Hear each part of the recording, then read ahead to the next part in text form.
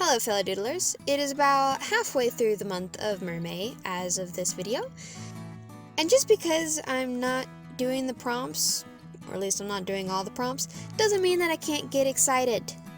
I mean, who here doesn't like drawing mermaids?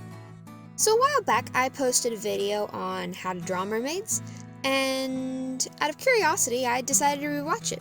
I remembered that I made a pretty good video. I made some good points on it. I don't think it would be too bad.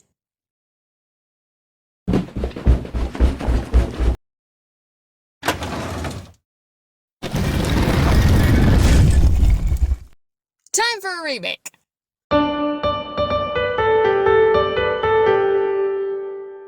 Let me just start with, there is no wrong way to draw a mermaid. They are fantasy creatures, so go wild. These are just stuff that I go by and that I use in my own process. We will touch 3 topics, which is line of action, tails, and types of mermaid. The last 2 kind of bleed into each other, but whatever. So for those who don't know, a line of action is like the flow of the action through the body.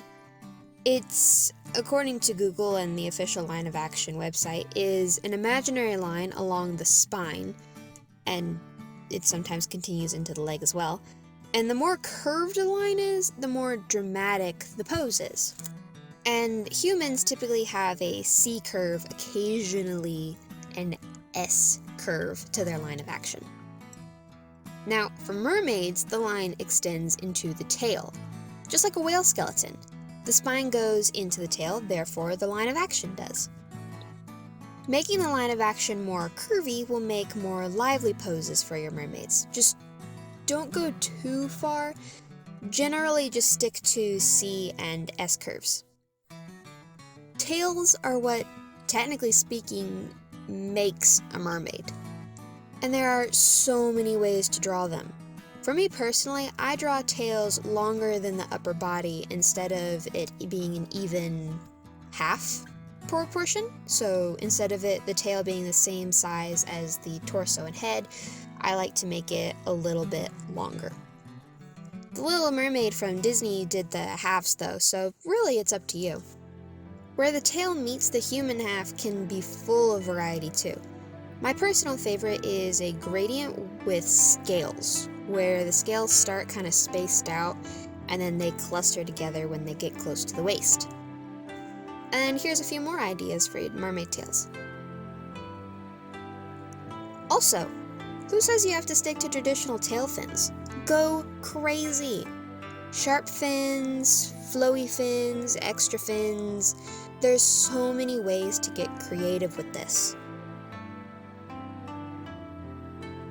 There are many types of fish in the sea, as they say, and mermaids are technically fish, so the rule still applies. First, let's touch upon depictions. Mermaids are seen as beautiful, fantastical creatures, but also as horrifying monsters that drag sailors to their deaths. You can get a good range of mermaids just by sliding along that line, from Ariel to horror of the deep. Another way to add variety is using actual fish.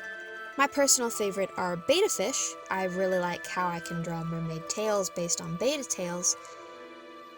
You can design their tails based off the fish, use the colors from the fish. You can even use the location where the fish lives. Think of it as how fish look and act a certain way because they live in that certain area. So, colorful coral mermaids, or a horrifying monster from the Midnight Zone. Small, clear pond mermaids. Just giving them aspects that reflect the environment that they live in. All of these things considered, like I said at the beginning, mermaids are fantasy creatures, and it is up to the artist, the writer, the creative, to design them however the heck they want. I hope this video helped give you some inspiration or ideas. If you guys have any questions whatsoever, if I don't know the answer, I'll find it.